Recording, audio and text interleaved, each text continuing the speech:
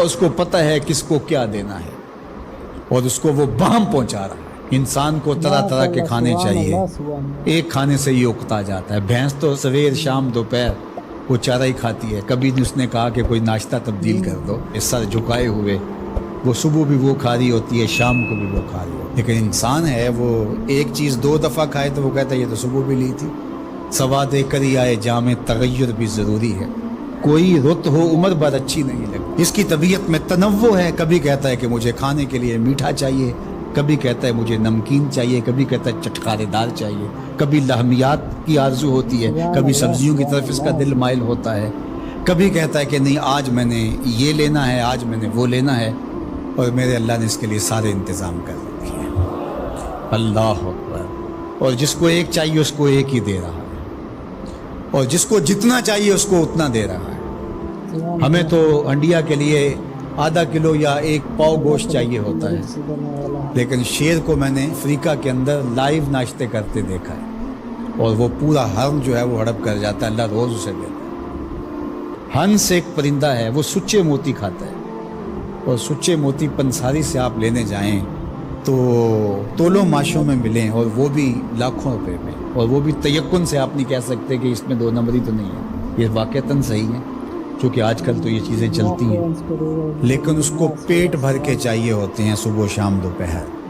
اور دنیا کے اوپر ایک ہنس نہیں رکھا ہوا اللہ نے، لاکھوں ہنس کروڑوں ہنس دنیا پہ پائے جاتے ہیں، اور ان کو اربوں موتی روز چاہیے، اللہ روز عطا کر رہا ہے۔ تو یہ ہے اس کی ربوبیت، جس کو جو چاہیے وہ عطا کر رہا ہے۔ رب العالمین، تمام جہانوں کا پالنے والا ہے۔ رب کا معنی علماء نے یہ کیا ہے، حضرت عبداللہ ابن عباس فرماتے ہیں انہ مالک الدنیا وانہ مالک الاخرى، یہ دنیا کا بھی مالک ہے اور آخرت کا بھی مالک ہے۔ رب یہ صرف دنیا میں ہی نہیں، آخرت کے اندر بھی اس کے خانے کرم پہ لوگ پل رہے ہوں گے، اور دنیا میں بھی اس کے خانے کرم پہ لوگ پل رہے ہیں۔ اب عالم کیا ہے؟ ما سوی اللہ کو عالم کہتے ہیں۔ علماء نے اس پر بہت کچھ لکھا، لیکن حضرت وہب بن منبہ رضی اللہ تعالیٰ عنہ فرماتے ہیں کہ 18,000 عالم ہیں، ان میں سے ایک عالم یہ عالم دنیا ہے۔ بہت ساری چیزیں ہیں، ہماری انسان کی پہنچ ہی وہاں تک نہیں ہے۔ وما یعلم جنود ربک الا هو، اللہ کے لشکروں کو کون جانے؟ اللہ، وہی جانتا ہے اس نے کیا کیا پیدا کیا۔ انسانی مرغ عقل تھک کے گر جاتا ہے۔ اللہ اکبر۔ تو کہا رب العالمین، تمام جہانوں کا پالنے والا۔ اچھا، یہاں رب المسلمین نہیں کہا گیا، سبحان اللہ، سبحان اللہ، رب المطیعین نہیں کہا گیا، رب المتقین نہیں کہا گیا۔ صرف نیکوکاروں کا، اچھے لوگوں کا رب ہو، جو نہیں مانتے وہ ان کا بھی رب ہے، جو انکار کرتے ہیں ان کا بھی رب ہے۔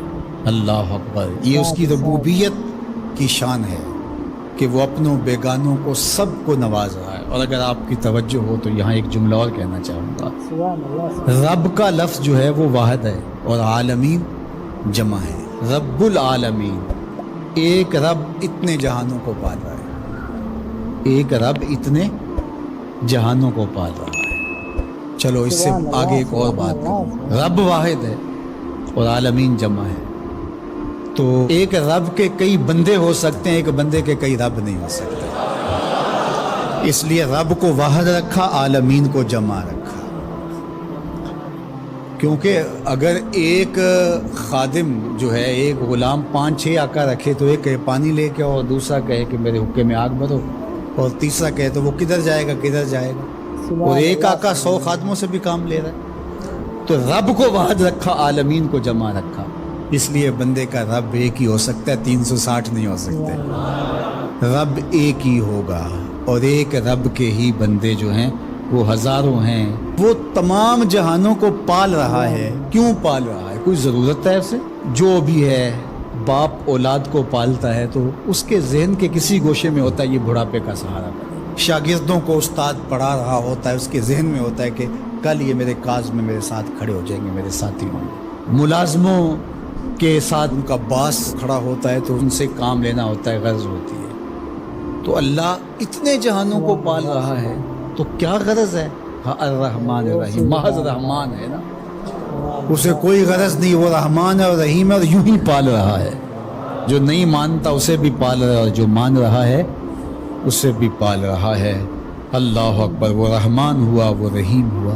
ایسا نہیں ہوا کہ ایک بلی کو بہت زیادہ خوراک دے دی گئی اور وہ پھول پھول کے ہاتھی جتنی ہوگی، اور ایسا کبھی نہیں ہوا کہ ایک ہاتھی کو خوراک کم ملی اور وہ چوہے جتنی رہ گئی۔ جس کی جو فطری استعداد ازلی جو اس نے خود مقرر کی ہوئی ہے، اس کے مطابق اس کی گروتھ ہوتی ہے اور اس کے مطابق اس کی تربیت کرنا ہے۔ خلاصہ ہے پورے قرآن کا سورہ الفاتحہ، جو سارے مضامین ہیں پورے قرآن میں وہ سمٹ کے سورہ فاتحہ کے اندر آ گئے ہیں۔ تو اس کا آغاز اللہ کی حمد سے ہو رہا ہے۔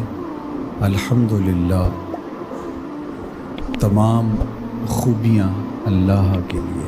کسی کے اختیاری حسن پر، کسی کے اختیاری جمال پر جو ثنا کی جاتی ہے، ستائش کی جاتی ہے، اسے حمد کہا جاتا ہے۔